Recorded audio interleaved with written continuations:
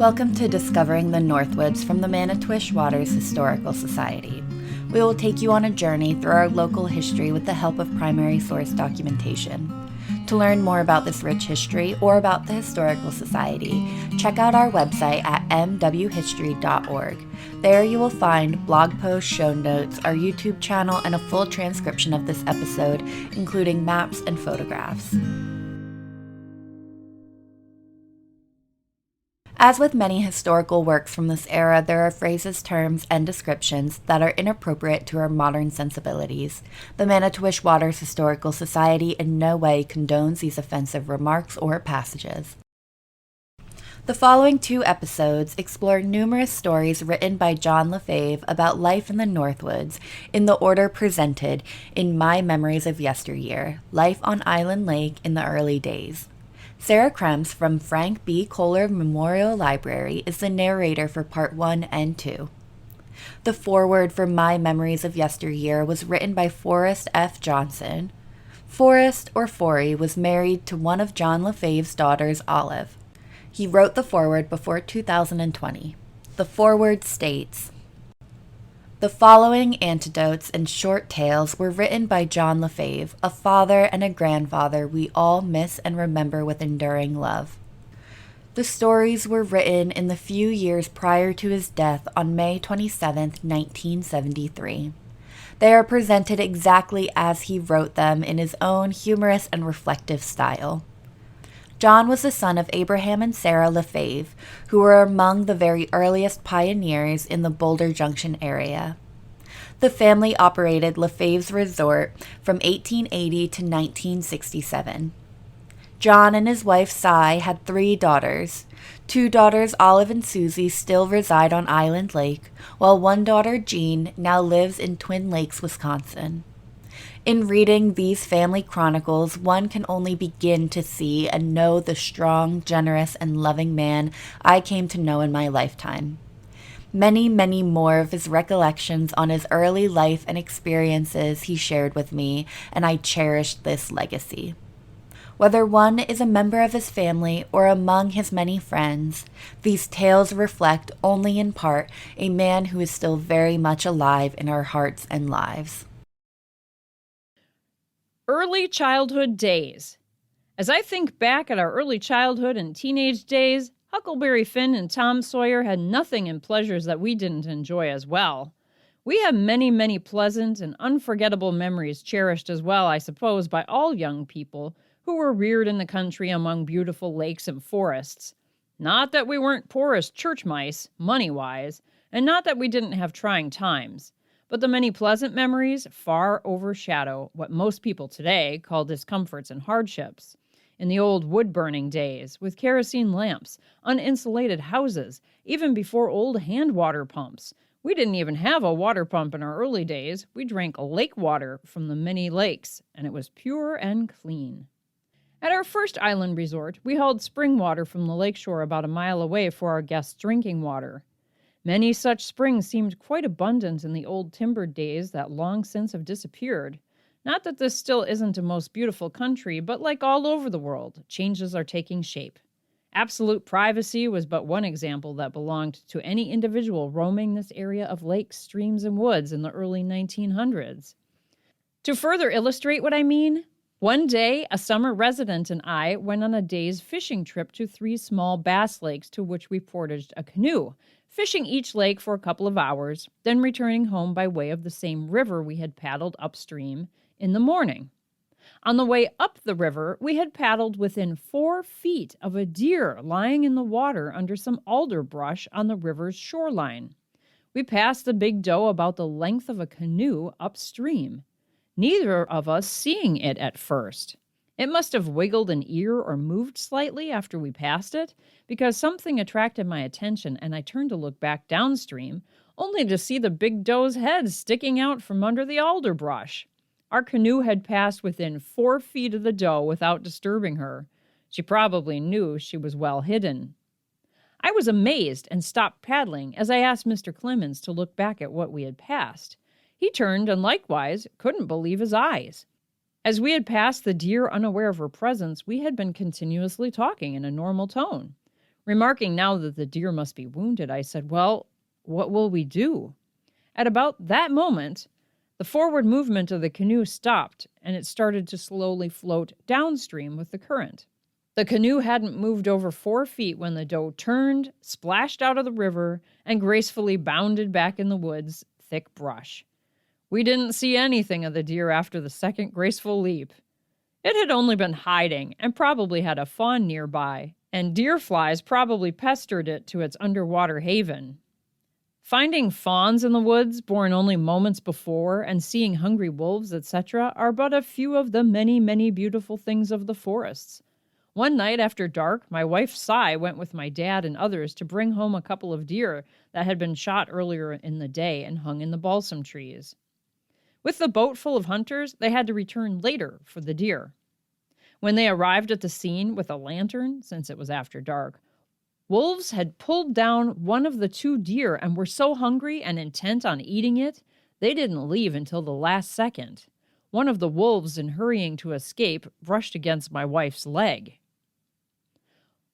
One time, about 1918, my half-brother George Schroeder drove a Model T Ford to Manitowish to get the mail. Since the day's work at our island resort was over, Mother suggested that we boys, the 2 girls who worked in the dining room, and she, get into our launch and go to the mainland house and play an old piano we had acquired while we waited for George to return with the mail. He was extra late that night because after dark, he had carburetor trouble in the old Model T Ford, only a half-mile from our mainland house. As he crawled under the Ford in the dark and fixed the carburetor well enough to get home, he heard the wolves howling. He didn't know that about 20 wolves had encircled our house as we played the piano and sang. I often wondered if singing and playing the piano attracted the wolves. Some singing, eh? Well, anyway, the howling of the wolves drowned out our singing and piano music, and since it was my first encounter with howling wolves so close, and being the oldest male there for the moment, about 18 or 19 years old, I wasn't too brave. In time, the Model T drove into the yard and the wolves disappeared, or at least no one saw them, and they stopped howling. George assured us that the wolves would not bother us as we gingerly walked with the women to the boat landing about 300 feet away. Since George had a deer rifle in the house, he encouraged me to stay on for a while after my younger brother Charlie took Mother and the girls back to our island resort in the launch. George and I would return later in George's boat, as we all slept at the island resort. We had no sooner left the women at the shoreline when the wolves started howling intensely and had actually followed us part way down the hill to the boat landing. We had only a dim flashlight with a battery almost worn out. As we returned and approached the top of the hill to the house, the howling wolves graciously granted us the right of way. I was happy to shut the door behind me when we entered the house. My half-brother, who was much older than I, had encountered wolves since he was 12 years old and wasn't a bit alarmed. He wanted to try to get a shot at the wolves, but as yet we didn't see them. Only if they had come out in the open clearing would we be able to see their shadowy forms in the dark. After a while, George said we should turn off the kerosene lamp we had left lit in the house, open the back door a couple of inches, and await the wolves coming out in the open yard. We did just that, and after a while, the wolves started howling intensely again to the west of the house. Suddenly it dawned on us they were after the chickens in the chicken coop 50 feet to the west of the house. Around the west and north sides of the chicken coop was thick hazel brush. George told me to follow him as he approached with the rifle toward the chicken coop, and he told me to hold the flashlight over his right shoulder to light the sights of his gun. The closer we approached the chicken coop, the more intense became the howling of the wolves, and also the weaker became the flashlight. It seemed to me that the wolves were within 20 to 30 feet of us, and I was so scared I begged George not to get any closer. With the intense howling, I wondered if he could hear me. Finally, the wolves stopped howling, at which time I begged George, "Let's go in the house." He calmly assured me that one rifle shot would send them frightened and running away. But I wasn't so sure. George anxiously awaited their coming out in the open, yet we never saw a wolf or heard a twig crackle. After a few more minutes, they started howling about 300 to 500 feet from us in the woods, possibly chasing a rabbit or a frightened deer, as her howls gradually faded off in the distance. Personally, I was much more satisfied than George, who was disappointed and wanted so badly to get a shot at a couple of wolves. We returned by boat to the island, as it was late. On another occasion, at the same mainland house, we kept a couple of large pigs we had fed all summer in a pig pen near the boat landing. This late fall day, my younger sister was in the house. We lived here in the winter months in recent years. I came up from the island resort and asked if she had seen Charlie, our younger brother. She told me he was in the garage, a distance of over 300 feet away, working on a Model T car. My sister also said she had heard wolves. Since it was a most disagreeable day with a north wind and heavy wet snow, geese had been flying south all day. I assured her she must have heard geese squawking and honking and that there were no wolves around. I started to walk out to the garage to talk with Charlie when, after walking about 100 feet, I heard wolves over the hill down by the pig pen. I ran to the house, in which we always kept an old .38-55 rifle. I told my sister she was right, and she too heard several wolves down by the pig pen. The pigs squealed as the wolves howled. I shot into the treetops in the woods over the pig pen that was about 200 feet away. I never did know how many wolves there were, as I only saw 2 dart across the trail, making tall tracks for the woods after I shot. That was the last we saw of the wolves before butchering the pigs that fall. Many, many times I've listened to wolves howling in the distant woods, but only on 2 occasions had I encountered them close enough to be frightened. One time, before Dad was married, he followed the river log drivers as he worked in lumber camps. The first day of the drive from the main camp, the crew hadn't made much headway downstream, as they blasted several bad log jams, so the first night they were supposed to return to camp several miles distant upstream. Dad thought he knew a shortcut to camp, so he set out across country by himself and got lost. As darkness approached, he decided it best to build a fire and sleep out for the night, as it wasn't too chilly with a good fire. As he was building the fire, wolves started howling in the distance. So he made a torch and continued to build 2 additional fires from big dead log rampikes and whatever he could find. He said wood was plentiful, so he finished building 3 huge fires.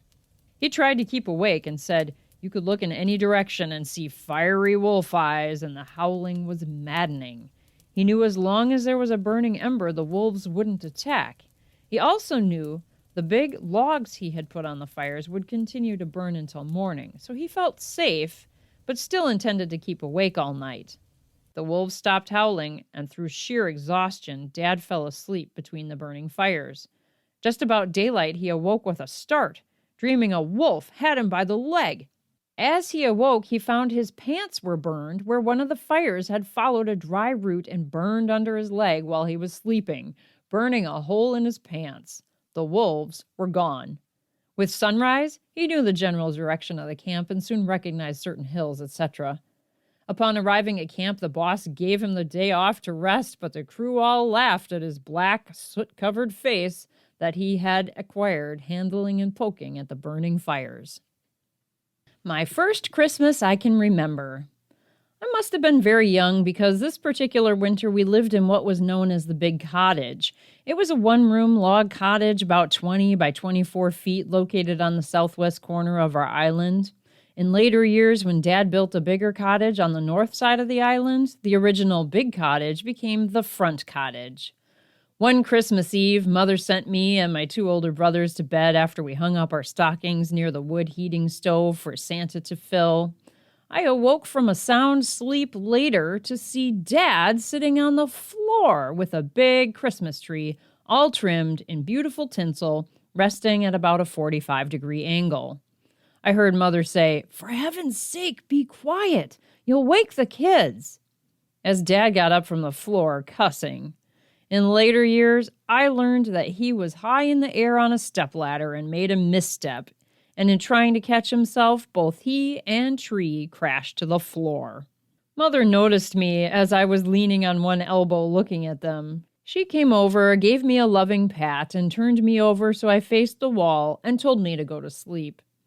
As I lay awake for a few minutes, I was surprised to see the big Christmas tree that wasn't there when we went to bed, but my biggest disappointment was to learn that our parents, not Santa, trimmed the tree.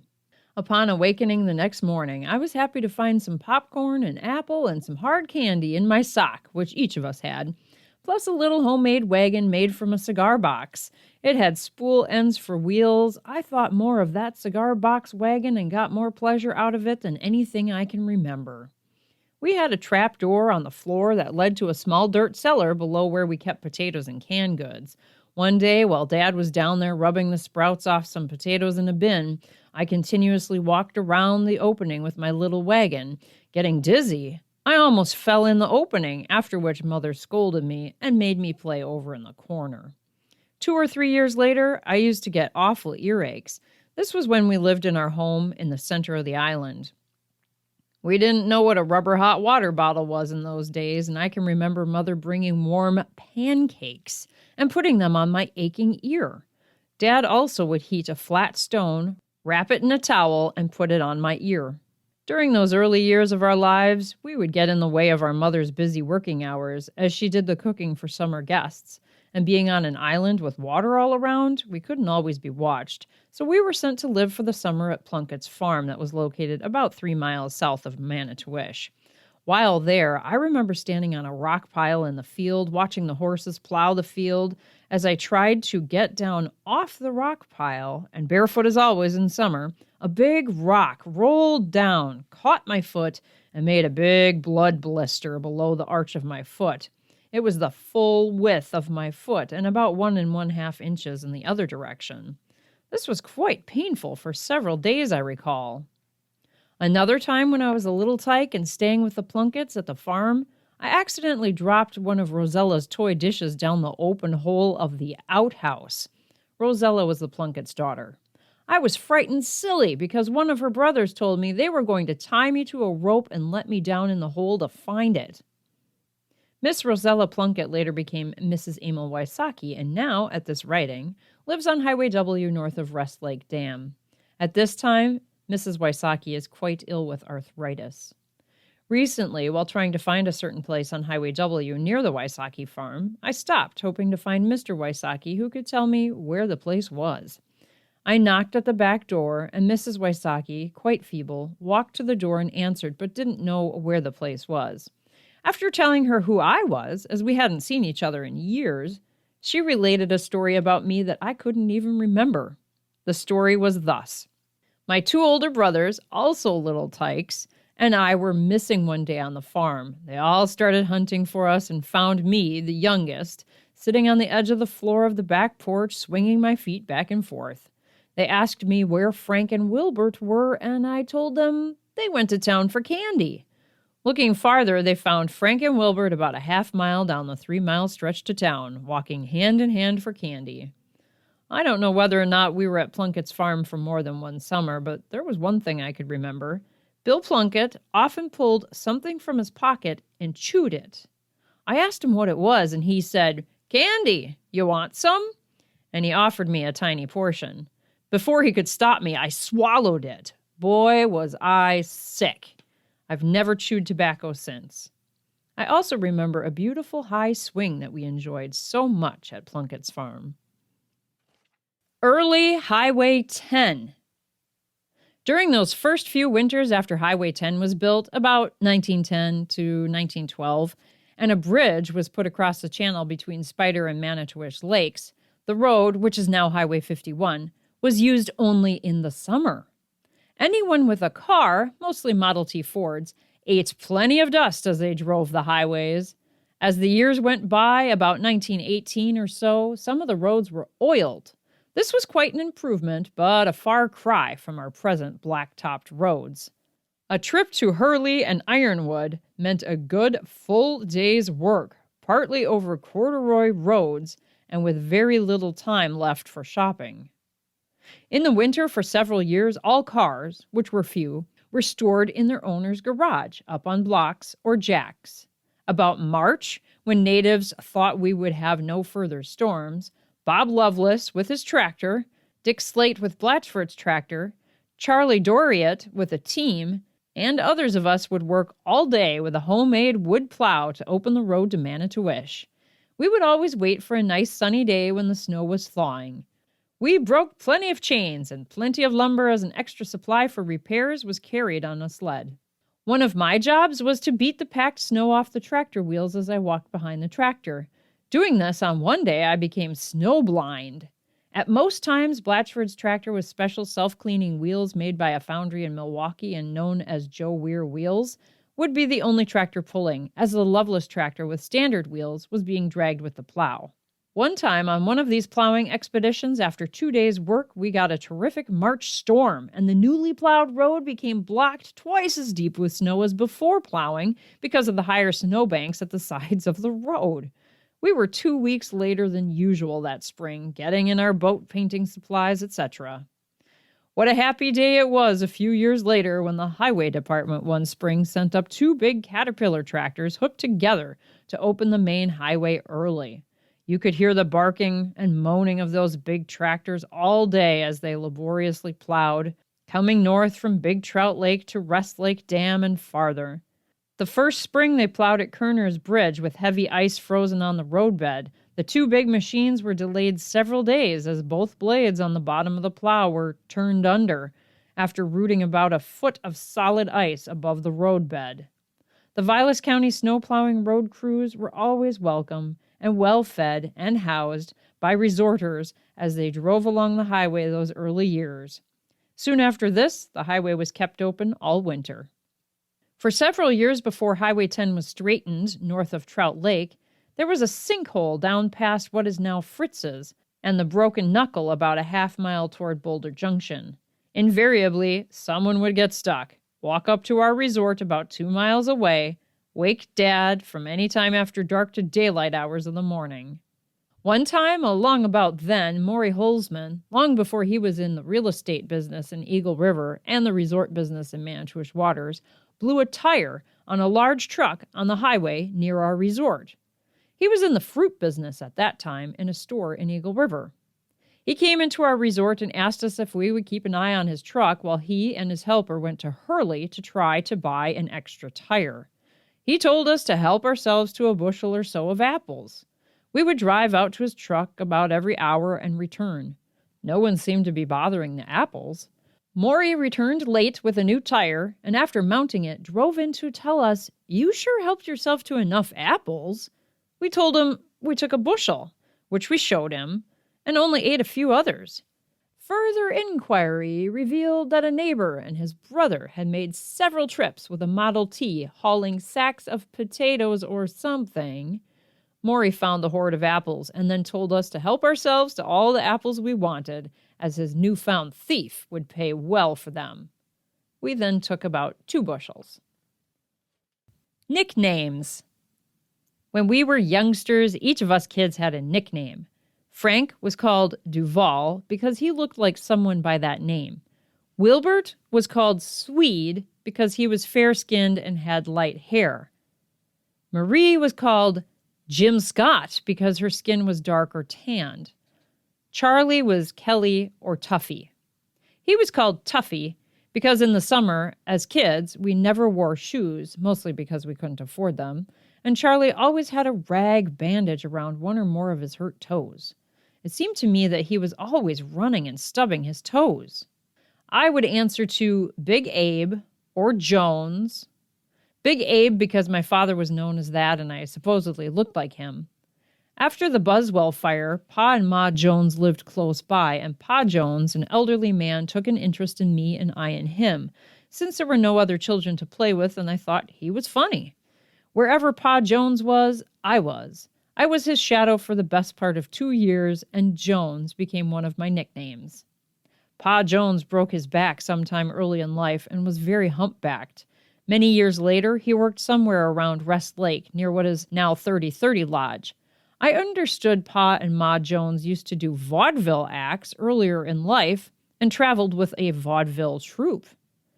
Besides we kids having nicknames, there were many places that had odd names, which I haven't heard in years, such as Cook Stove Point, Wheelbarrow Bend, Tin Can Bay, Hell's Half Acre.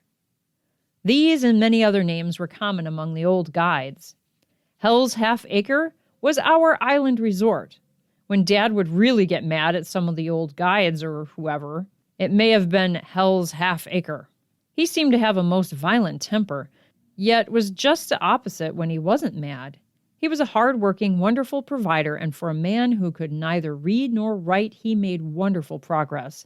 Mother, too, was a hard worker, a wonderful woman, and contributed a big share to Dad's success. But like my good wife and many women, it seems the man gets the credit for any success a couple may have. Big Annie, Little Annie, Mary Ann Stump, Shankmeyer's Stump were other names of boats and places. Names of people some old-timers will probably remember. John Corby had a log shack on the point or right side of the channel as you go from Spider to Stone Lake. Of course, there were all the Devines, Jim, Dan, Willie, George, Mary, and Lizzie. I don't even remember seeing Mary and Lizzie until long after I grew up and was married. The boys, of course, were guides and were around our resort more.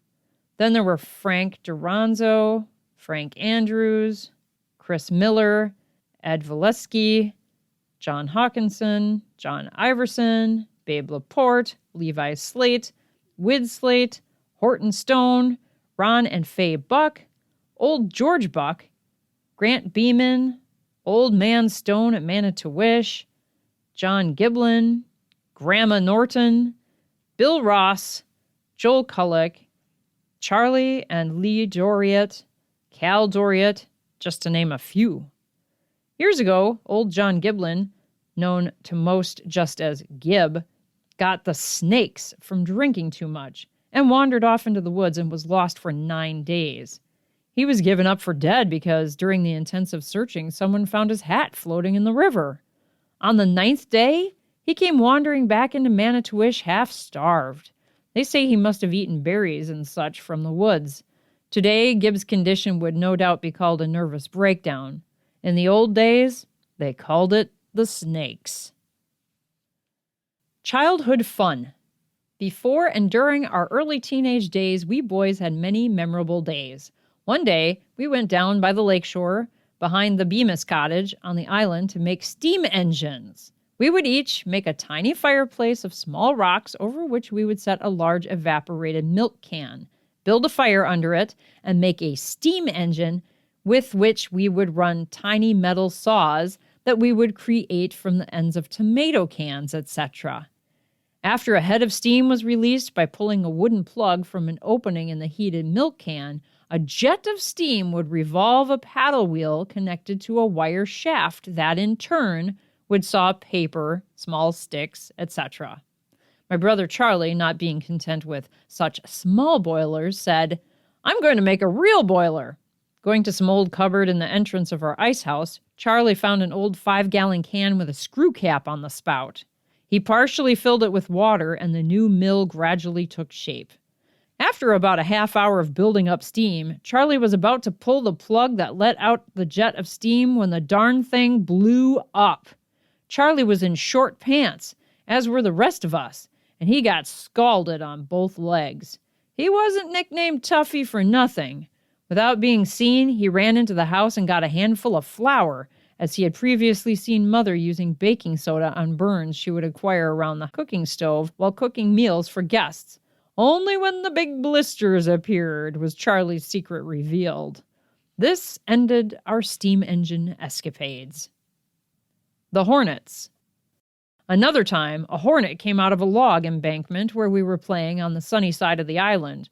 Charlie, curious, went to investigate as other hornets came out trying to get at Charlie's face.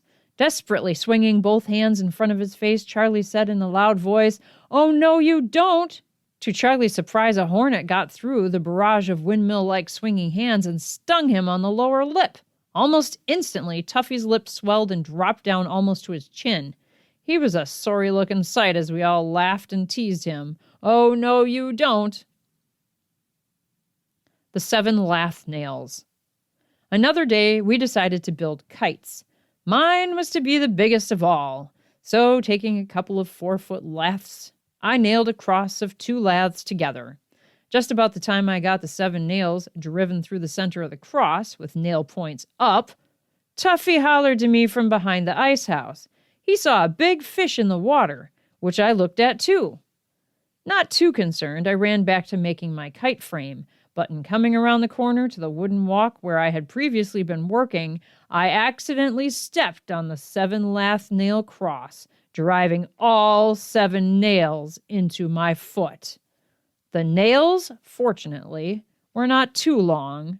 However, because the nails were driven at different angles, I couldn't pull the laths from my tough barefoot sole. My Uncle Frank happened to be watching from the kitchen window and came to my rescue, but even he had a hard time pulling the 7 nails out of the sole of my foot. I was given a foot bath, which I sorely needed regardless of the nail holes. A big piece of salt pork was tied to the sole of my foot, and I was sent to bed. After a couple of days, I was able to hobble around on my slippery bandaged foot, and after many scoldings about using hammer and nails, for some reason, unknown to us, we could never find a hammer and nails for a long time. Another method of healing a nicked or sore foot was by making a poultice of plantain leaves after washing them and grinding them up. Picnics. One day, all the guests from Buck's Resort and our resort got into the big launches from both resorts and went on a picnic to Rice Creek Bridge. George Buck, a grandson of the George Buck who started Spider Lake Resort, and I were left at home at each resort to watch things.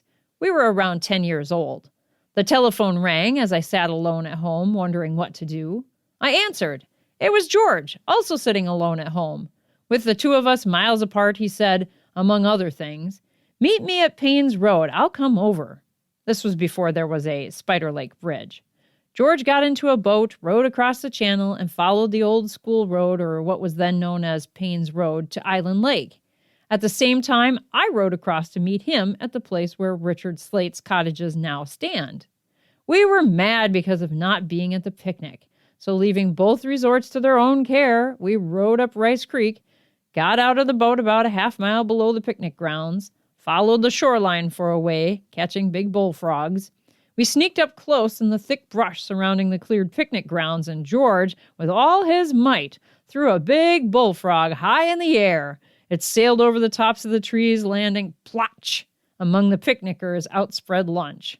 A hearty laugh arose, they thinking some crane or bird flying overhead had dropped it. George and I had a good snicker as we retreated farther into the dense brush. Getting by without suspicion, we sneaked up for another barrage after catching 2 more frogs. Mine failed as it tangled in a tree as I threw it, but George again made a bullseye. It landed in the picnic ground, and we ran for home, never having been discovered. Later, we heard stories of how they suspected certain ones at the picnic of pulling this prank, but all denied it and were accounted for. Thinking we had been away from the resorts too long, our conscience bothered us, and we returned and took George back to Payne's Road, where he went back to their resort. When the picnickers returned, everything was serene at the resorts, and no one the wiser until many years later when we were grown men and unafraid to review the incident with elders. The bullfrog riddle was finally solved. On another shore picnic, Dad and Mother decided they and all the guests would have baked muskie. Dad had prepared baked muskie several times in his life, and he needed clay in which to bake the 2 big muskies. My brothers and I were elected to take water pails, motor around to Devine's place on Clear Lake, walk to Buswell, about 1.5 miles from there, and haul home about 6 pails of clear clay.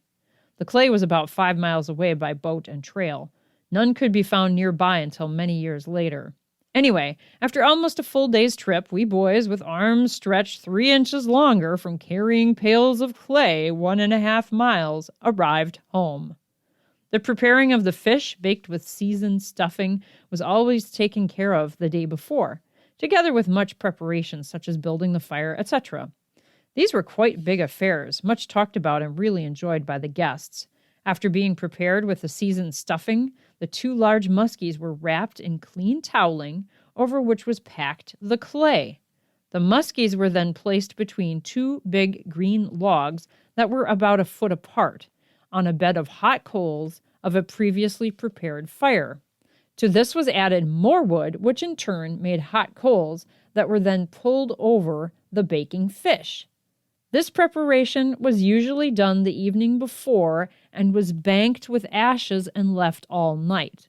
The next morning, more wood was added, and by noon, the feast began. Dad had this down to a science, and were it possible to get clay easier, it would have been done more often. Blueberry picking. When I was just a little tyke, we had a girl working for us whose name was Pearl Duranzo. Dad took 4 of us kids and Pearl up to the Rice Creek Bridge in our old launch, Helena. He left us to cross the bridge as we were going blueberry picking up where the public road landing is now on Big Lake. He told us we had plenty of time to cross the railroad bridge as the train wouldn't be along for a long time. There must have been a no trespassing sign on the bridge because I know there was one in later years. Anyway, Pearl and we kids started walking across the bridge. When we were about halfway across, the train whistled and came around the curve only a few hundred feet in front of us. The train was coming down grade with a full load of logs. Pearl ran with pails and a kid's hand in each of hers.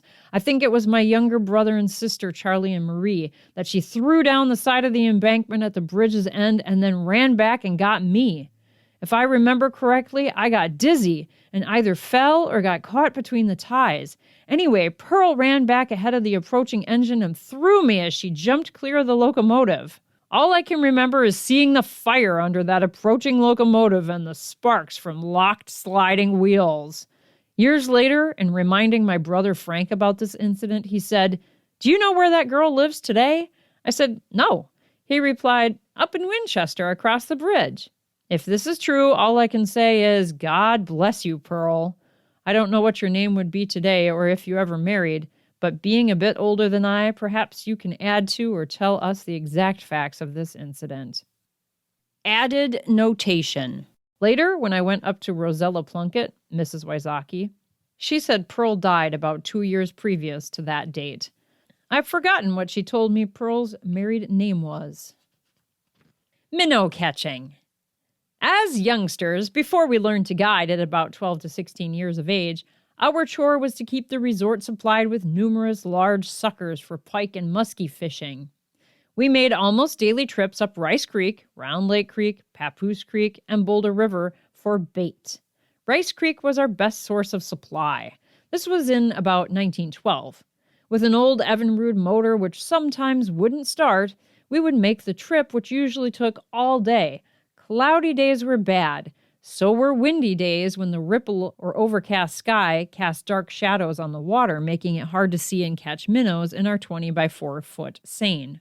We had a torpedo minnow container. The first one was made of wood laths or cleats with a wood plug at each end and an 8 by 12 inch door on the top side. The bottom of the torpedo was weighted to keep it upright in the water. It was about 5 to 5.5 feet long with a tow rope on one end. Since almost all except the door was submerged underwater, it would hold about 1,000 minnows.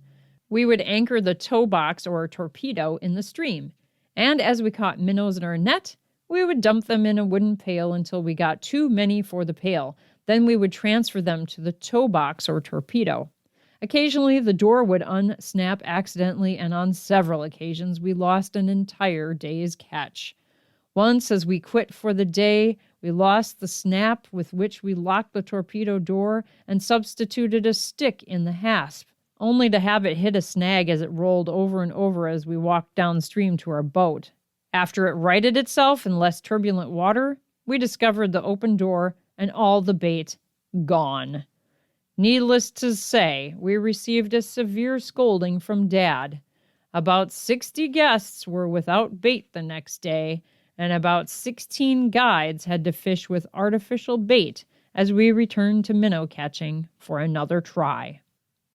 In that early life, there was little law enforcement and few laws. However, we knew we were not supposed to catch trout, walleye, or musky minnows. At times, we would, however, return with a pail of pike minnows, dump them into a small inland lake, never to see them again. In this manner, we hoped to stock several private lakes. Occasionally, we would put several small muskies, 2 or 3 feet long, in small inland lakes. Most of these lakes had only minnows, sticklebacks or shiners, in them. Somehow our efforts were never rewarded. We never caught a fish in these muddy, boggy, stocked lakes. Only once my brother shot a big 6-pound bass in what we called Moss Lake, back of what is now Kepler's on Island Lake. Minnows and suckers were especially plentiful early in summer and spring, when the suckers and red horse, carp, spawned for about 3 days at peak.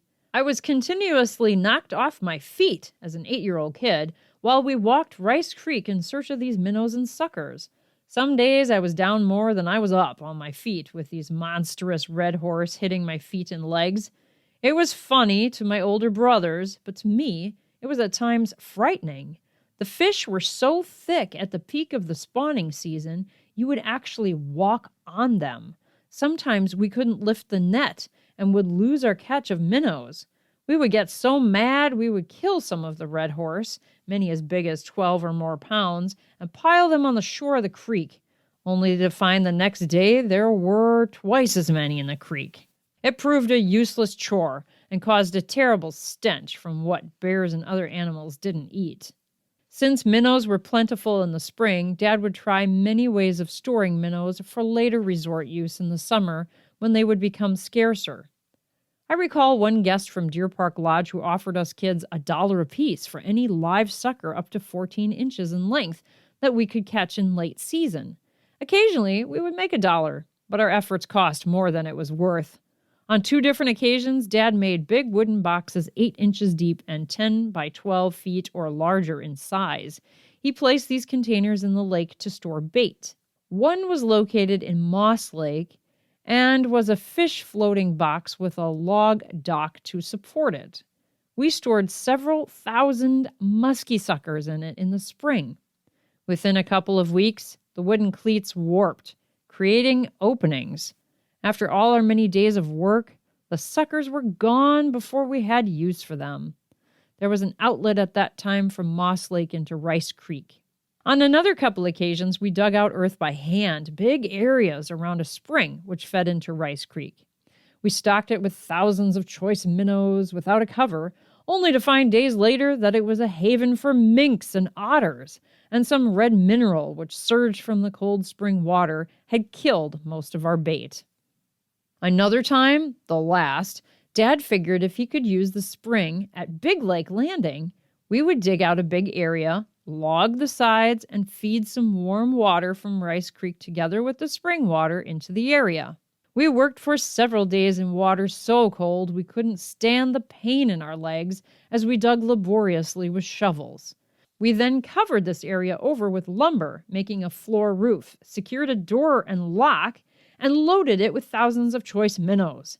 After a few weeks, we found that some jealous individual had found it and busted the lock, released the bait by chopping the log sides, and all our supply of bait was free again.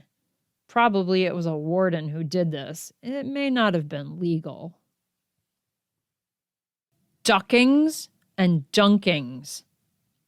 Once when my sister Marie was a baby on the island, Frank was left to guard her while she was in a baby buggy.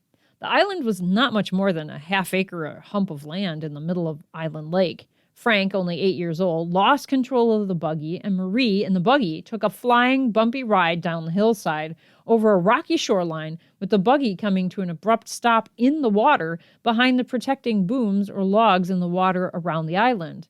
No one knows why the baby wasn't knocked out of the buggy or why it didn't tip over.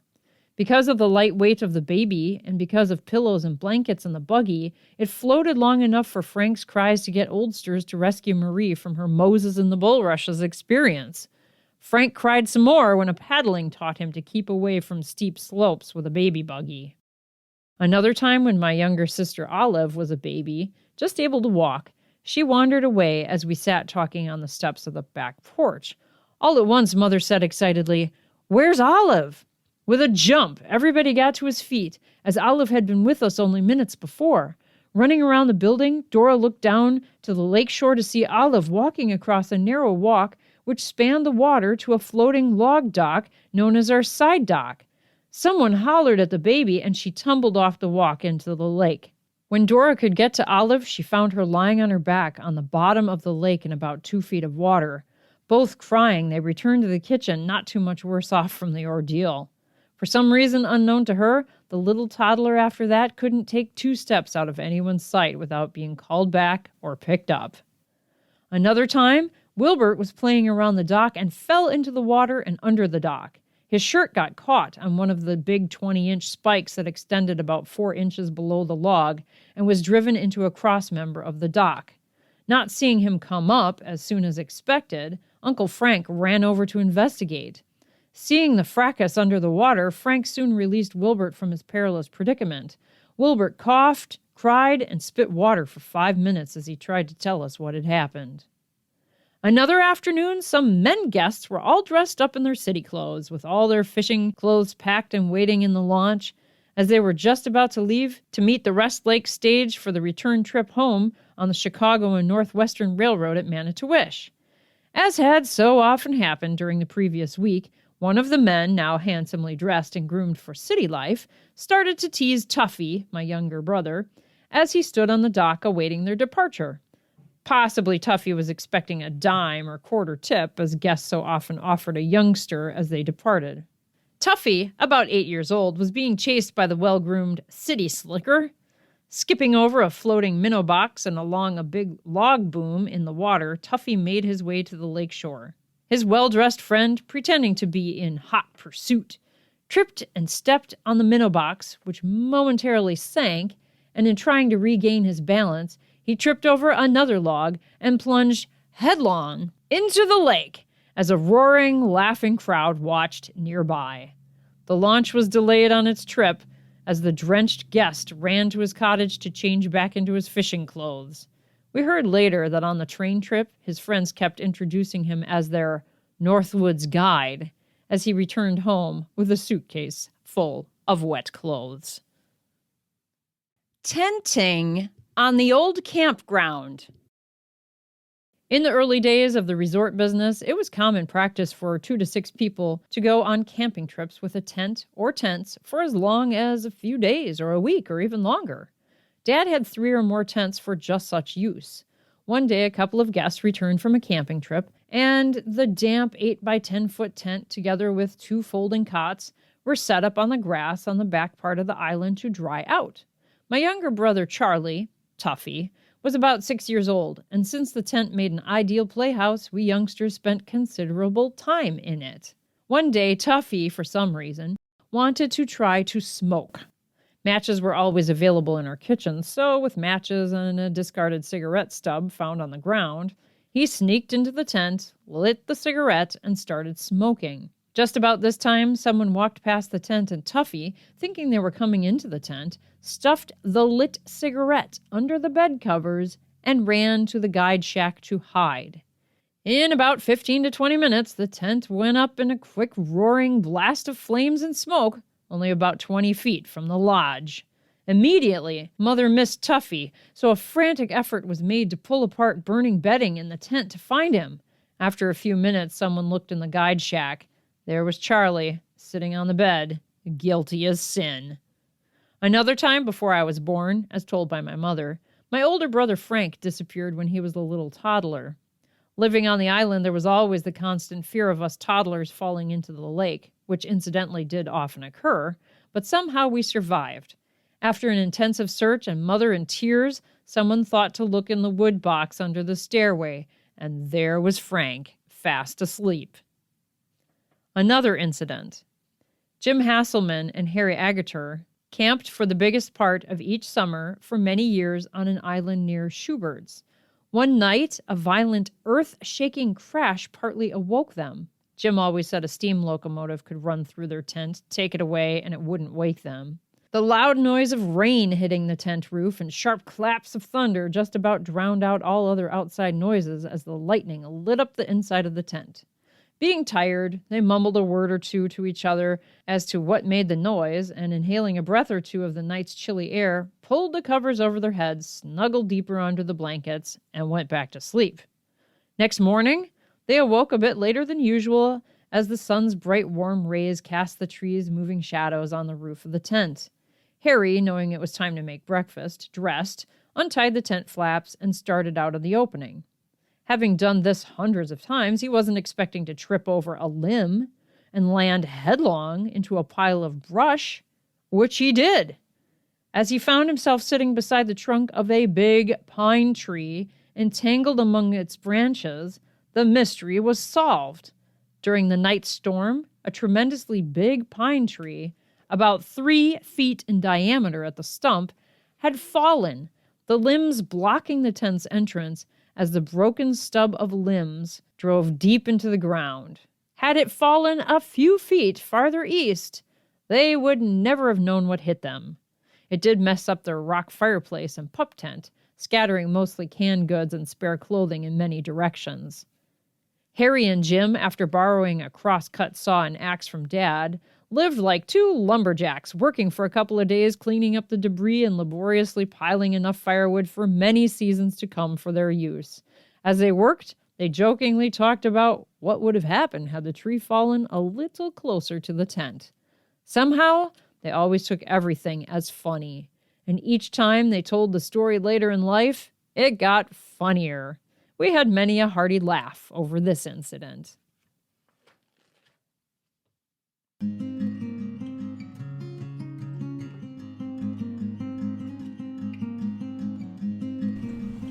Thank you for listening to part 1 of My Memories of Yesteryear, Life on Island Lake in the Early Days.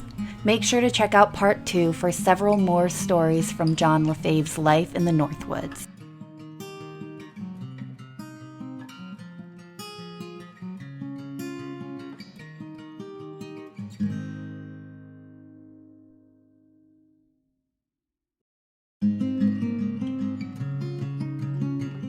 Welcome to Discovering the Northwoods from the Manitowish Waters Historical Society.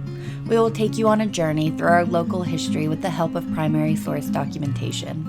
To learn more about this rich history or about the Historical Society, check out our website at mwhistory.org.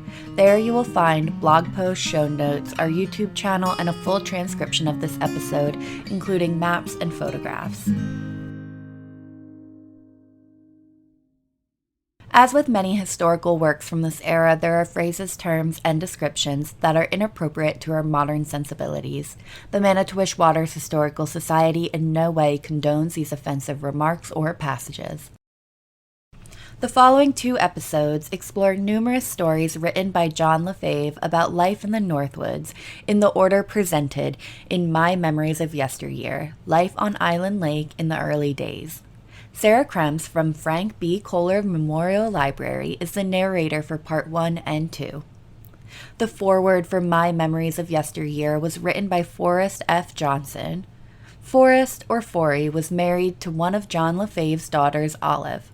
He wrote the foreword before 2020. The foreword states, "The following anecdotes and short tales were written by John LaFave, a father and a grandfather we all miss and remember with enduring love. The stories were written in the few years prior to his death on May 27, 1973. They are presented exactly as he wrote them in his own humorous and reflective style. John was the son of Abraham and Sarah LaFave, who were among the very earliest pioneers in the Boulder Junction area. The family operated LaFave's Resort from 1880 to 1967. John and his wife, Cy, had 3 daughters. 2 daughters, Olive and Susie, still reside on Island Lake, while one daughter, Jean, now lives in Twin Lakes, Wisconsin. In reading these family chronicles, one can only begin to see and know the strong, generous, and loving man I came to know in my lifetime. Many, many more of his recollections on his early life and experiences he shared with me, and I cherished this legacy. Whether one is a member of his family or among his many friends, these tales reflect only in part a man who is still very much alive in our hearts and lives." My Memories of Yesteryear by John LaFave, Part 2. Canoe incidents at our island resort. 2 dear friends of my wife and me, Jim Hasselman and Harry Agartar, came from Indianapolis, Indiana, for many years and camped on what was known as the Boys Island, or Schubert's Island, as it was sometimes called on Island Lake. Jim and Harry were young men in their teens at the time, but were quite expert at handling a canoe. One frightfully rough day, when we had quite a number of guests at our island resort who were fearful of venturing out on the white-capped waves of the lake, Jim and Harry decided to paddle over to our island for added food supplies.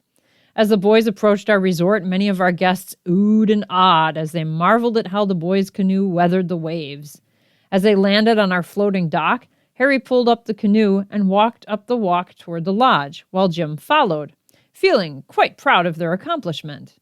They were further elated as our guests, seeing such rough water for the first time, asked them if they were not afraid in a canoe in such waves. After buying supplies, coffee, bread, etc., they returned to the dock to depart back to their tent on their island. Harry always paddled in the bow of the canoe, Jim in the stern. As they left, Jim gave the canoe quite a vigorous push away from the dock. Both Harry and Jim were about to sit down when a sudden stop threw Harry headlong into the water about 10 feet in front of the canoe, while Jim landed on the gunwale at the middle of the canoe, tipping it over and landing in the water, provisions and all. Jim had forgotten that after Harry had pulled the canoe on the dock, he, Jim, had tied it with a light 16-foot rope in case the wind blew it off the dock. Nothing much was lost but their pride after making such a marvelous entrance. We had many a hearty laugh about this in later years. At another time, Harry and Jim, in making extended canoe trips as they explored these woods and waters in those early years, found a bear's den. They had a shotgun along, and thinking there would probably be no bears in the den anyway, Harry volunteered to crawl into the runway or hole to the den as he dragged the shotgun by his side. The opening was barely big enough for a 17-year-old boy to get into alone without a shotgun. When Harry got almost full length into the opening in the darkened light, he felt a breath and saw 2 big shining eyes in front of his face. With the speed of a rattlesnake, Harry jerked the shotgun up as close as he could get the barrel past his head. As he quickly moved his head to one side, he pulled the trigger, which was back near his belt. The roar of the blast nearly busted his eardrums as he backed out of the entrance faster than a wink. Jim, outside and ready, ran with Harry a short distance from the den. As Harry pulled his shirt back over his shoulders from over his head, the result of having backed out of the hole so fast, he had left the shotgun behind. Now, with everything quiet once again on the western front, but still shaking, Harry again pulled up the front of his shirt to feel his belly. It was all scratched and bleeding from the gravel in the den as he backed out so quickly. As things remained quiet, Harry and Jim decided to go back, get the shotgun, and see what had happened, except for Harry nearly skinning himself alive. They cautiously dug away at the den's opening only to find a big, dead bear with a hole in its head, right between the eyes, the size of a saucer. Had the bear been out of the cave, lying on the ground, Harry couldn't have made a better shot. Harry Agerter and I on Big Lake. Years after Harry Agerter and Jim Hasselman had their canoe incident at our island, Harry was now an old man in his 50s, yet quite able and strong. I was hired as his guide. Jim, in the meantime, had married and moved from Indianapolis, Indiana, to Washington, D.C. One day Harry said, "Let's go to Duck Lake today, and also fish Round Lake, as well as Big Lake." We paddled up Rice Creek to what was known as the Big Lake Portage, which was about a half-mile south of Big Lake Landing. In later years, it was made into a campsite. As we portaged across, just above the Big Lake Landing was a big, steep hill. While we were portaging, the wind rose to terrific strength as we looked down on Big Lake, which was now white with big waves and whitecaps. We debated whether we could make it. Finally, Harry said, "Oh, hell, I think we can," while I thought, but didn't express myself, that I would willingly bet $50 that no canoe could stay afloat on such turbulent waters. Since we were 150 feet from the lake, when we were debating and high on a hill, as we approached the shoreline, the waves were even bigger than we anticipated. I inwardly thought, now Harry will chicken out, but not a word from him. Here I am, his guide and protector. Who am I to suggest going back? Although I had no fear, I just didn't think we could battle those huge waves and stiff wind. Harry got into the bow as usual, while I steadied the canoe with the stern pulled up slightly on the sand shore. He tried to hold the bow with his paddle stuck in the sand beach as I gave a terrific shove, jumped in, and tried to be quick enough to get off the shallow shore. But always, after 3 such attempts, we were washed sideways back on the sand beach, shipping water each time. We never tipped over, as I always jumped out in ankle to knee-deep water and steadied the canoe on each try. On the 4th try, we made it, with only a little water in the canoe. We bobbed across Big Lake to Round Lake Creek, shipping an unbelievably small amount of water. However, we realized at noon that, from our previous tries, our sandwich lunch was quite a soggy mess. On our return that evening, the wind had subsided. Canoe Tales. A man by the name of Louis Siddell had a 16-foot Old Town canoe he used to leave with us year after year. Dad kept it stored overhead in our ice house. One day, my brother Wilbert decided to take this canoe and portage it over to Moss Lake to see if we could catch some of the fish we had so often planted in there. Dad had forewarned us not to use this canoe. I recall the name on the side of it was 3-Star Hennessy, named after a brand of whiskey.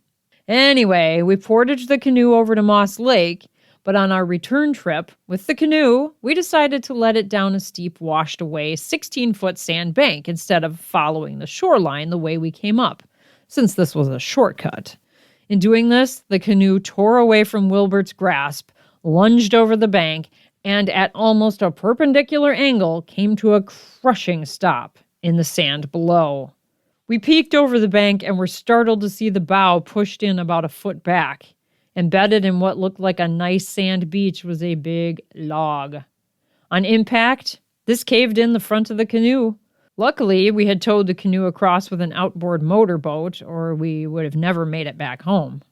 I don't know how Dad ever explained things to Louis Siddell, as I was nowhere around, nor was Wilbert when he arrived.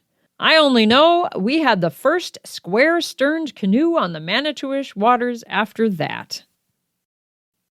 Charlie's and my canoe.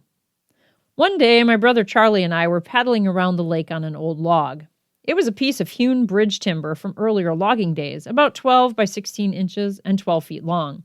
We called it our good ship Lizzie, and although it traveled slowly, we had many pleasant and memorable trips on it. We found an old discarded canvas canoe with a gaping hole in its side that you could shove a water pail through.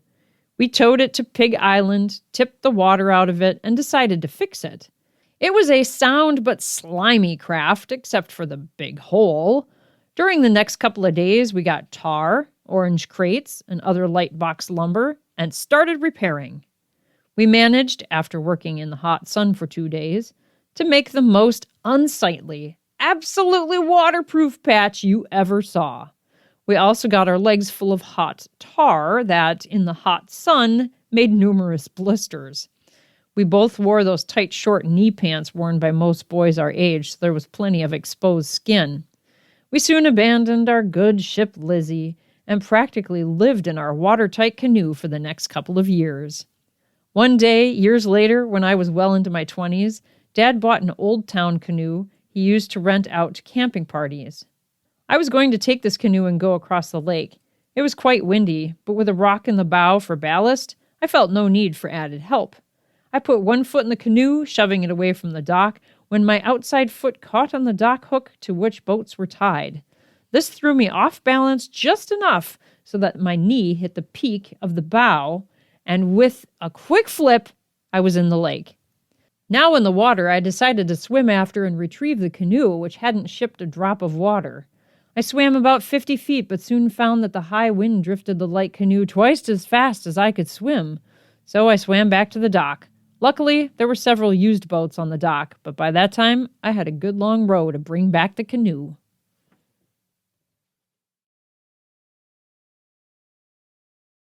Saloons and dance halls. In the early days, about 1909, George W. Buck, the founder of Spider Lake Resort, built a large barge, or scow. This must have been about 10 feet wide and 24 feet long. The hull or boat part of it was made of heavy materials such as 2x8 or 2x10-inch lumber. In the center, extending almost to each end but full width, was built one room completely enclosed.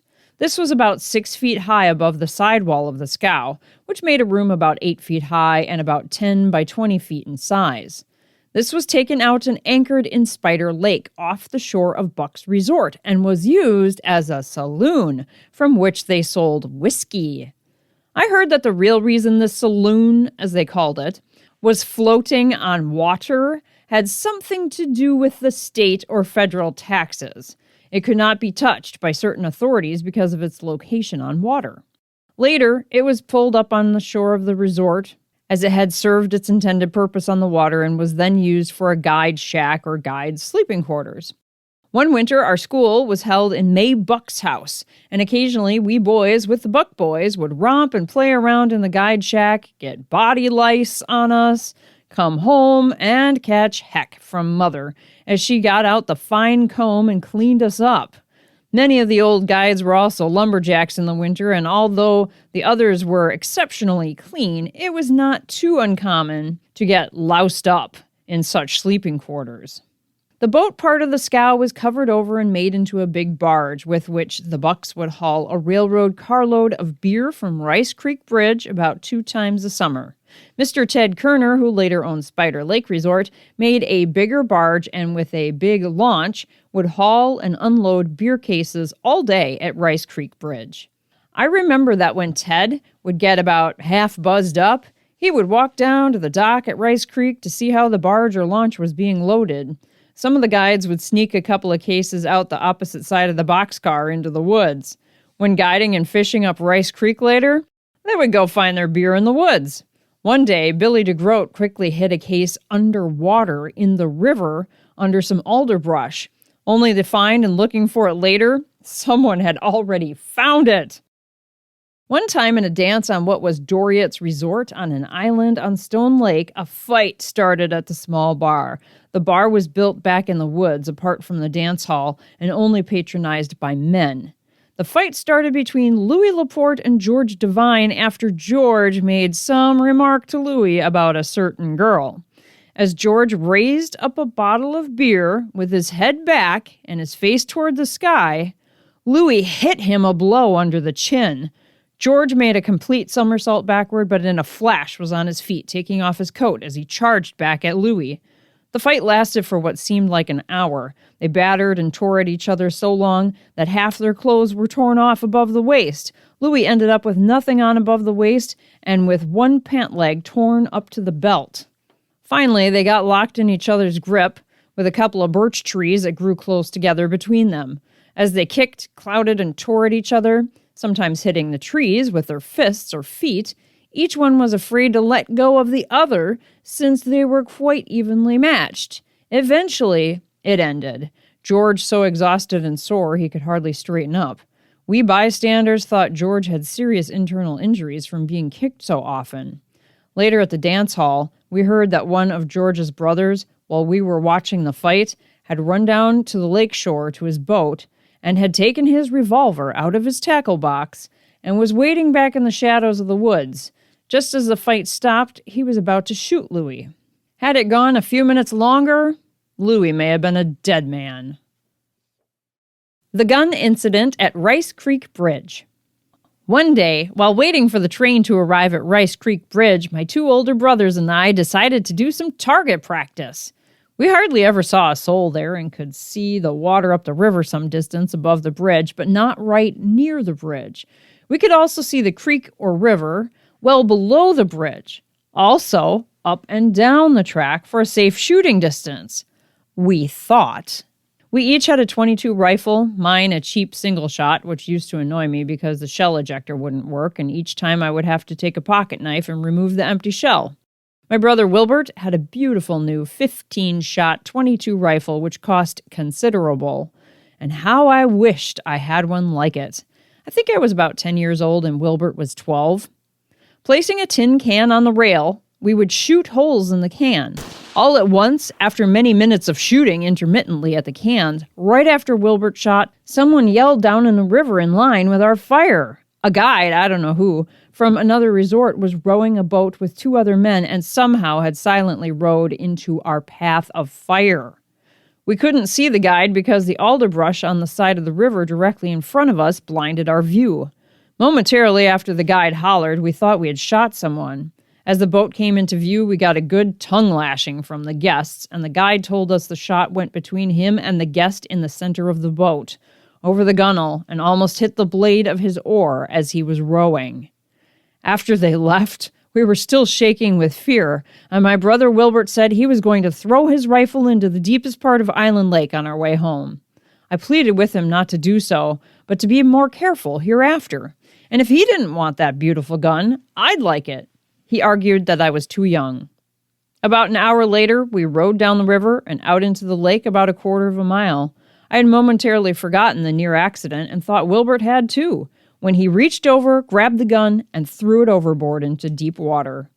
My heart sank with the gun. What a beautiful gun compared to my old single shot. As he threw the gun, he said, "There, now that gun won't kill anybody." I was sick. Years later, when my wife and I were married, we took a boat trip with two very dear friends down Trout Creek to Rice Lake. As we neared old Indian Head Flyer's place, there were high reeds and cattails that hid our boat as we silently floated downstream, fishing as we went. All at once, we startled a flock of blackbirds that had been feeding on wild rice. As they started flying, a .22 rifle shot landed in the water near our boat. At first, I thought Ernie Morin, my friend in the following boat, had lost a sinker from his casting line, but he wasn't casting. A little further on, we startled more blackbirds, and quite a volley of .22 rifle leads landed near our boat. Being closer to the guns now, which we couldn't see, we hollered loudly with fright. We realized at once that the hunters were shooting at the blackbirds, but couldn't see us. The shooting stopped. When we got down the river a couple of blocks farther, we saw the men standing on the bank near the cottage. We told them that their bullets almost hit us. Mr. Young, one of the men who had been shooting, said they were shooting at the blackbirds, but not shooting anywhere near us. We were really mad, and Mr. Young knew it.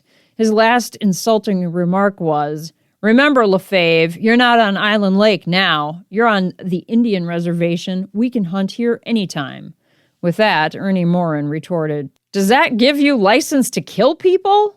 We were soon out of talking range as we silently floated downstream, but I've learned in my lifetime what it's like to be in back of and in front of a .22 caliber rifle, and both instances were long remembered. One can't be too careful on water. One hunting season in our old mainland lodge, since torn down, about 20 deer hunters arrived to eat their noon dinner. Several of them stood their rifles in the corner of the big kitchen as they passed through to the dining room. Since my brother's children were playing in the kitchen, the deer rifles made my mother nervous. She was very busy making dinner and asked one of my older brothers to check those guns and see if they were loaded, and if so, put them outside. My brother grabbed one of the guns, pumped it with his trigger finger in front of the trigger. The forward movement of the sliding action triggered his finger, and the rifle discharged. Fortunately, it was into the cupola over the big hotel kitchen stove. A shower of plaster dropped down, engulfing the already prepared food, as my brother stood there shaking, not fully realizing what happened. My mother and several of the rest of us just about fainted in our tracks. I scolded my brother for grabbing a gun with his trigger finger as he did. It was a nervous crew eating a plastered dinner that noon. Months afterward, we were at a neighbor's boiler room that had a cement floor. The boiler was a heating unit for a greenhouse. We were doing work nearby, and this made a convenient, warm place to eat our lunch. Someone mentioned the hunting season gun incident of my brother, having also been there with us at the time. In frustration, because of someone mentioning the previous incident, my brother saw a rack of guns this neighbor kept on the wall. Walking over, he took a gun off the rack as he explained, "Well, look, this was all I did." As he picked up the gun, the owner said, "Look out, those guns are loaded." My brother pumped the gun as he did in our kitchen, and again, boom, it accidentally discharged. The bullet hit the cement floor, ricocheted against a cement wall, and hit one or two metal pipes on the boiler and finally came to a stop. How it missed 4 of us sitting in separate chairs in the room, I'll never know. My surprised brother stood there again shaking, while our cool-headed neighbor quietly took the gun from his hands and placed it back on the rack. I wasn't so cool, I'm sorry to say, and really laid down the law. Another time, when I was just a little kid, about 6 or 7 years old, 2 canoes of Indians paddled up to our island resort in birch bark canoes. This was quite common, as each summer Mother would buy tubs of blueberries from the Indians, especially during busy seasons when we didn't usually find time to pick them ourselves. This time, though, it was late in the summer, and they had been gathering wild rice up at the rice bed above Big Lake. During their stay there, one of the youngsters, an Indian boy about 15 years old, was shooting blackbirds with an old .22 rifle. One shell had failed to fire, possibly the firing pin was no good, and the shell ejector wouldn't work. So the lad had an old ramrod of heavy wire. He opened the breech and tried to ram out the loaded shell. Somehow it discharged, driving the ramrod and shell out. It entered under his chin and out through the top of his head. He was dead instantly. My older brothers knew this boy. They went to school with him one season in the town of Odana, which had an Indian school, although a few whites also went there at the time. In one of the 2 canoes lay the coffin or rough box with the boy. To me, as a youngster, it was an unforgettable incident, as I had never seen a coffin made like that, with the sides curved of beautiful pine wood, which they must have gotten from the Buswell lumber mill. Around the top edge of the coffin was a beautiful red flannel blanket, the edges showing, as it seemed to form a seal under the lid. After talking with Dad, who could understand Chippewa, they continued on through to Lac du Flambeau by water through Little Trout, Sand Lake, etc. At that time, canals built for Mr. Southgate connected Alder Lake of the Manitowish chain to the Flambeau chain, so one could go by canoe to Flambeau. Mr. Robert Lovelace oversaw the building of those canals. Stories about Pete Vance, Ilge, and George Schrader. Art Buss was one of Stang's foremen, hiring men and renting teams of horses that were available for winter logging. Using Pete Vance's Indian ponies one winter, Art found them quite light and thin compared to heavier workhorses usually used in the woods. One day when I asked Art Buss how Pete's horses were doing, he replied, "They're so thin we had to tie knots in their tails to keep them from jumping through their horse collars." One thing Stang did was feed the men and horses well, and by spring, Pete Vance's wild ponies were a much better-looking team. They never had it so good. For many winters in the early days, Pete Vance used to disappear, and when he would return in the spring, he would say he was in Florida at his orange grove. After learning the truth, that he only went by train as far as Lac du Flambeau, people used to tell each other about his wild stories. Some guest asked him one day to stop and see him when he went through Chicago. Pete made the excuse that he only stopped overnight in Chicago on his way south. Asked further where he stayed while in the city, he said he stopped at the Blackstone Hotel. He went on further to say that on a particular night he stayed at the Blackstone, some smart aleck started teasing him, and it made him mad. So he jumped out of the top bunk, grabbed the guy by the back of the neck, and threw him over the grindstone. This could have, in those days, have been a typical lumber camp scene, so Pete got his stories mixed. All he really ever knew was the outdoors, lumber camps, and Lac du Flambeau. Pete Vance outlived 3 wives, 1 a white woman and 2 Indian women.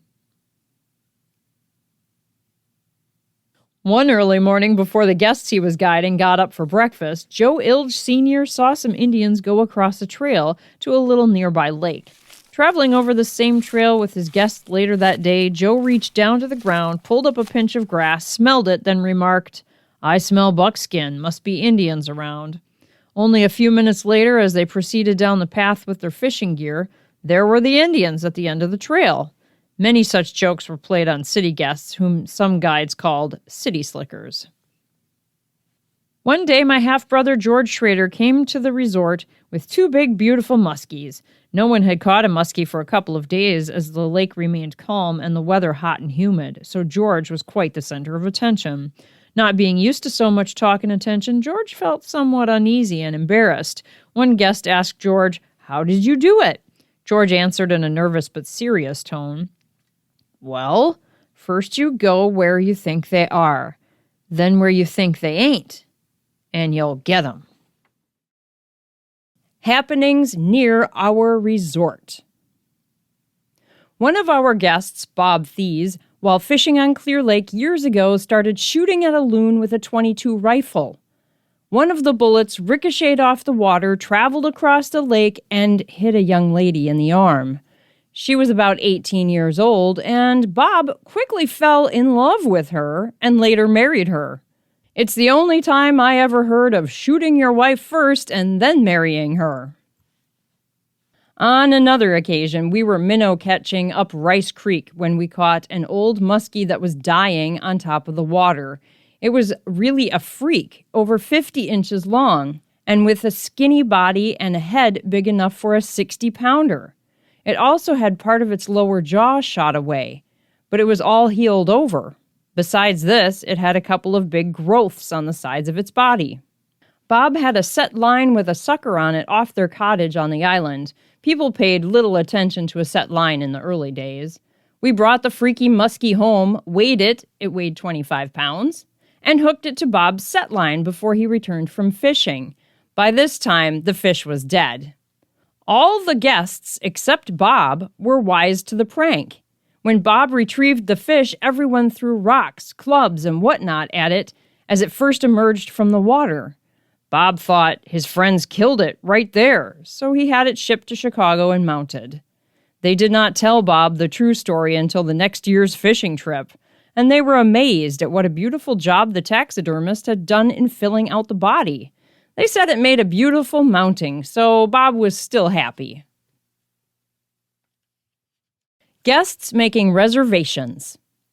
One early summer, Mr. Sommerfeld, a guest of the season before, wrote us that he wanted the very best accommodations that we had, as he and a friend would be up in July, a busy time at the resort. He particularly stressed he wanted the best, which, of course, would be a cottage with modern plumbing, only one of which we had left available at this time. This, too, he stressed, depended on the price.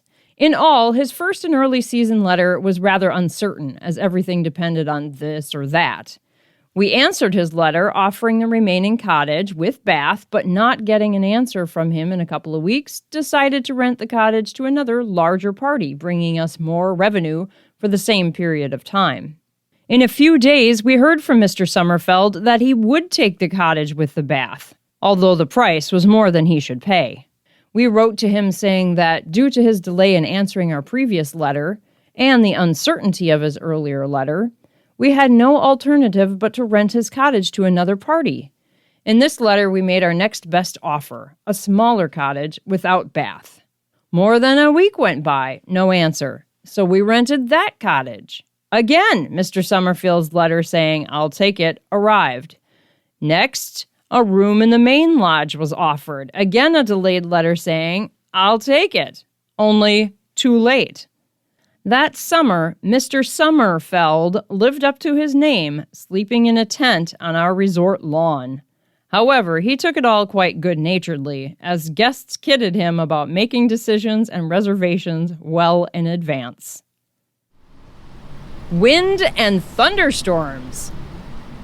On our island resort, we experienced many storms. Dad had the first telephone line from our resort to Manitowish, and these wires that spanned the lake from island to island, then to the mainland, seemed to attract lightning. On one occasion, we youngsters were sitting on our old front porch of the lodge, which had no screens. On the island, there were no mosquitoes and little need for screens. All at once, lightning hit the telephone line, jumped from the insulator to the big pine tree 12 feet in front of us, ripped off a streak of pine bark about 2 inches wide and 16 feet down to the ground, and showered us with a hailstorm of bark. On several occasions, as in this case, when one is really close to lightning, you hear the hiss or rip of the lightning just before you hear the thunder. Many times my mother experienced close calls. One time the celluloid comb she wore in her hair was snapped from her head and flew 25 feet away. On another occasion, lightning ripped across the cement floor to a ground wire and burned Mother's feet. Luckily, she wasn't hurt. On another occasion, after a bolt of lightning hit the telephone line, a blue ball of electricity, about 10 inches in diameter, was plainly visible for part of a second, floating near the telephone until it disappeared. On the north side of our island resort, we had a guide house where the guide slept. One rainy day, Charlie Lehman was lying on a bed about 4 feet from the door. A bolt of lightning hit. Both hinges tore off the door, and splinters of wood flew in all directions as the door fell forward into the room onto Charlie's bed. Over the head of the bed was a small mirror, which at the same instant shattered and fell to the floor. Charlie said the bolt seemed to circle around the room and then out the window. I suppose the metal beds attracted it, as there were 3 other metal beds with no one in them. Charlie was unhurt and thought it was a big joke. Many times, lightning would invariably get flashing around the big kitchen stove. This stove weighed more than 1,200 pounds and rested on a separate concrete foundation from the ground up, not on the kitchen floor. With a big open copper water tank connected to the stove for heating water and a cold water supply pipe to the water tank, it must have been a perfect ground. Mother would always quit making a meal and get away from the stove if a bad electric storm occurred during meal hour. For many years, we just assumed the stove attracted electricity until one spring before all the winter's ice left the lake when we had a severe electrical storm. My brother Frank and I were batching on the island and were the only 2 there as the folks were now living at our mainland resort. As the storm grew more intense, I became more nervous at Frank's poking at skillets as he was cooking supper.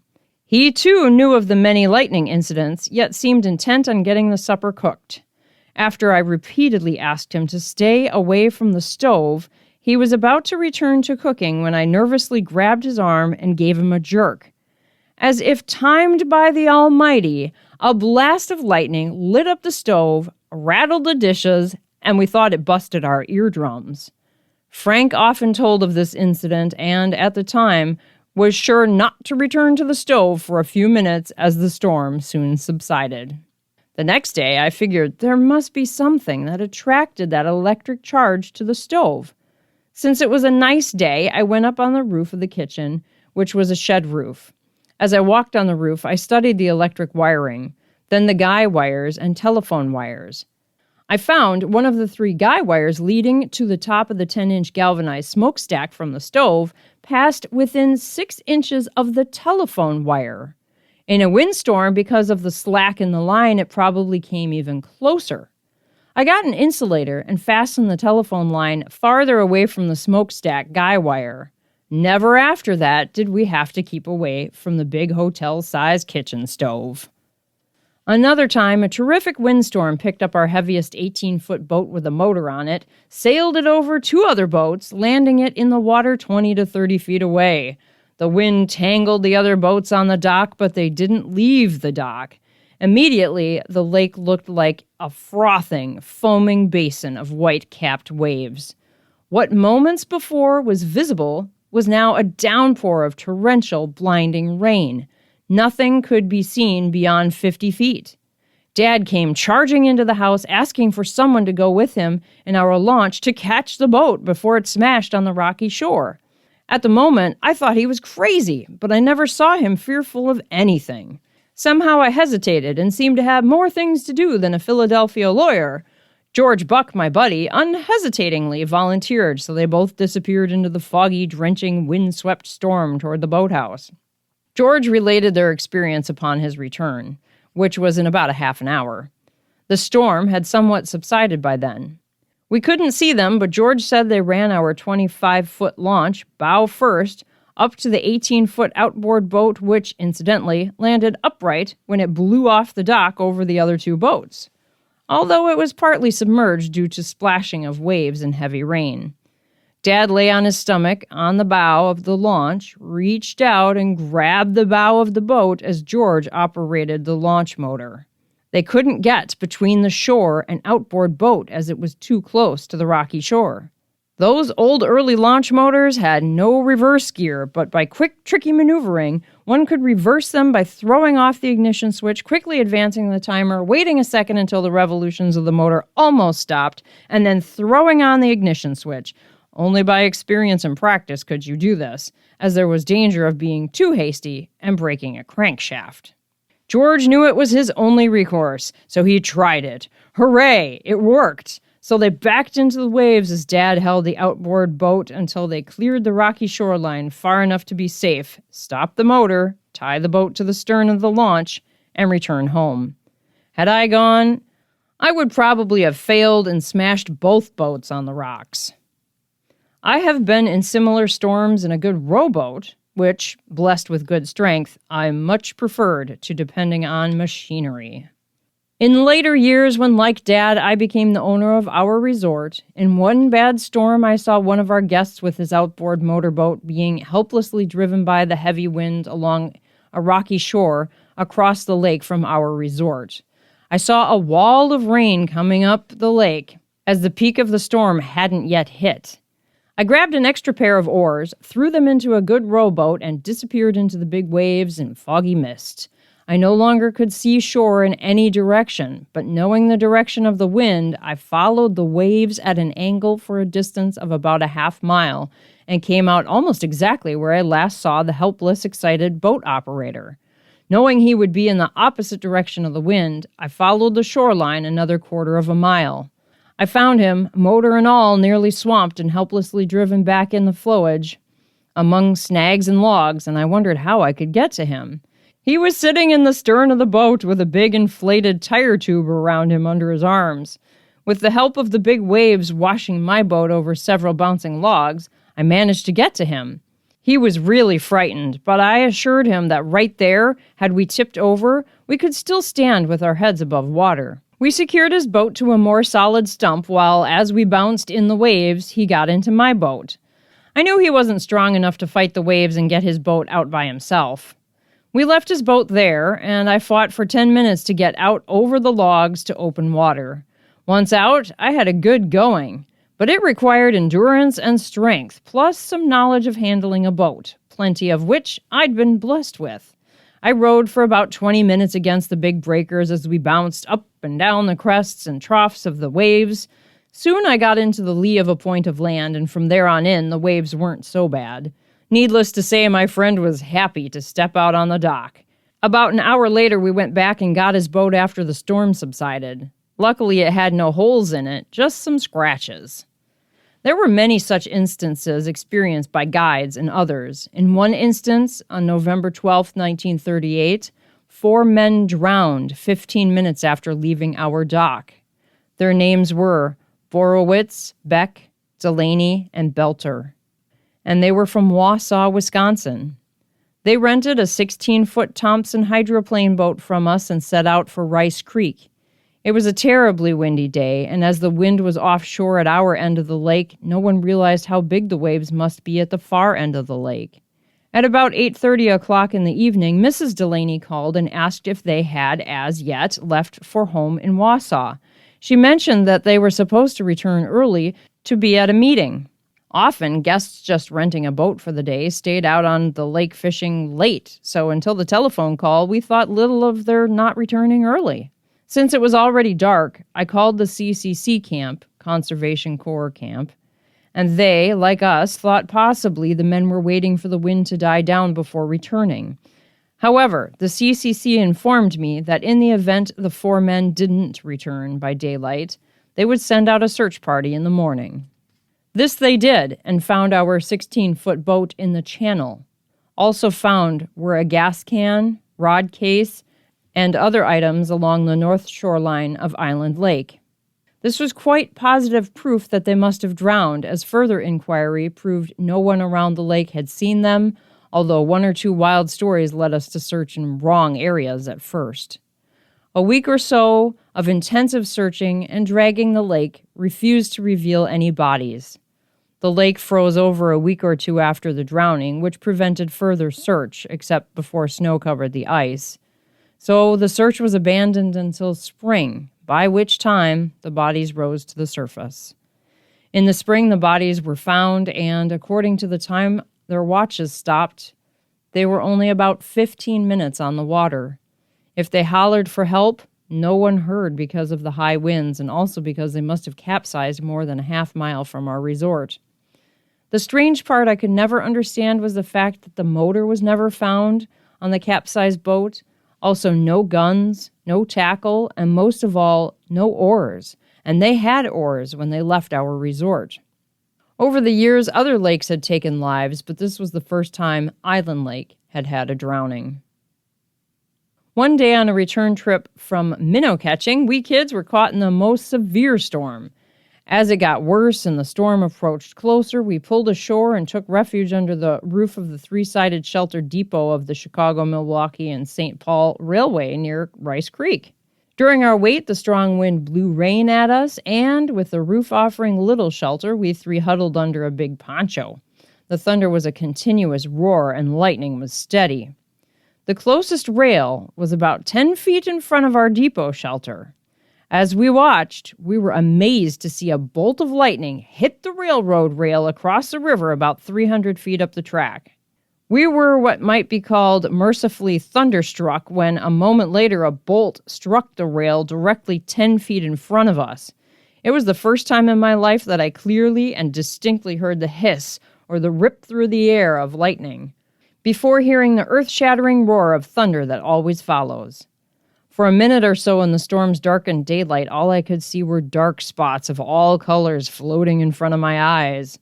My tongue seemed to swell up momentarily until it filled my mouth, and I imagined I could taste salt. None of us was hurt, but Bill McCarthy, my cousin, who was with us, said he felt a shock in the tips of his fingers. As we regained our composure and looked at the rail in front of us, we saw that there was a spot on the rail about 6 or 8 inches long where the lightning had hit that looked like burned gunpowder or sulfur. After the storm subsided, we returned home only to find most of the minnows dead in our tow box. The following day, Dad went up to Rice Creek Bridge to meet the train, and from Island Lake to the bridge, a distance of slightly over half a mile, he counted more than 20 old flowage rampikes hit by lightning or broken off. Murder on Big Lake. Donahue and Powers. One day while Dad, my brothers, and I were working at cutting wood on Island Lake over in Stang's Slashings about 1917 or so, we heard what sounded like machine gun fire, both intermittent and at times steady rifle shooting. Dad was bewildered as to what it could be. Upon arriving home, he asked Mother if she had heard from anyone as to what was going on up by Big Lake. Mother told Dad that someone had called her on the telephone reporting that there had been a murder on Big Lake and a posse was out for the murderer. Days after this was the story we heard from Mr. Strandberg. Mr. and Mrs. Powers had 3 cottages they used to rent to summer guests on the north side of Big Lake. One I recall was called the Honeymoon. I don't remember the names of the other cottages. We often saw them as well as Mr. Powers as we fished Big Lake. In the winter during Prohibition, a Kentuckian by the name of Donahue trapped furs and stayed with the Powers one winter. The men made moonshine. I don't know where they sold it or whether they sold it at all. Anyway, the story goes that Mrs. Powers and Mr. Donahue had a love affair. And one night, Mr. Donahue took a hammer and killed Mr. Powers while he was asleep. He dragged Powers out behind the house and buried him in a snowdrift behind the cottage they all lived in. Since they were in a rather isolated area with no roads, Mrs. Powers used to walk over the lake on the ice to a neighbor's for the mail almost daily. Not seeing her for a week, neighbors became worried. Finally, one day Mrs. Powers came across the lake for the mail but said nothing. However, she did leave a note on a stick in the snow where another neighbor's trail crossed hers. In the note, she said she was being held captive by Mr. Donahue and that he had murdered her husband. Immediately, Mr. Bill Strandberg was notified, he being the local judge. Mrs. Donahue again escaped or went for mail and was protected by local people. A posse was formed and, with many men with rifles, the house was surrounded. Through a loudspeaker, Donahue was summoned out of the house and told to surrender. With a rifle, he started shooting from the house at some of the men on the ice, after which a barrage of shots were returned from the posse.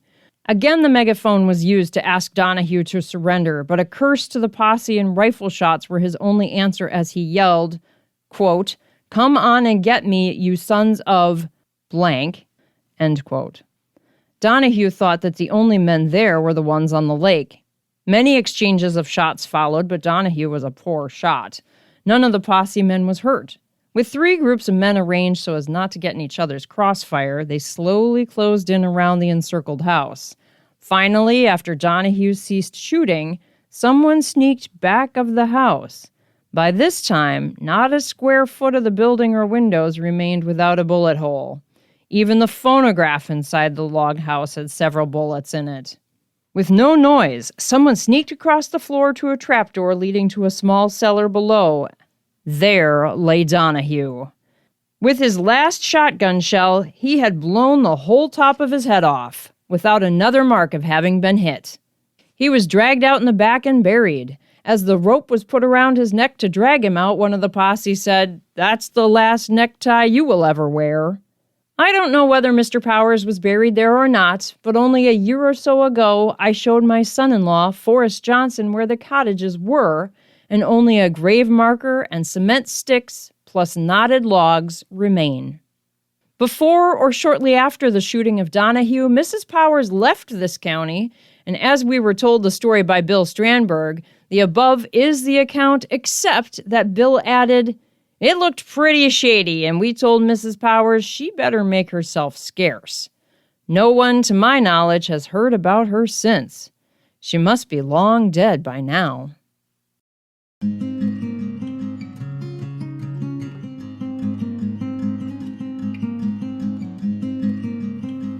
This concludes the reading of My Memories of Yesteryear, Life on Island Lake in the Early Days by John LaFave.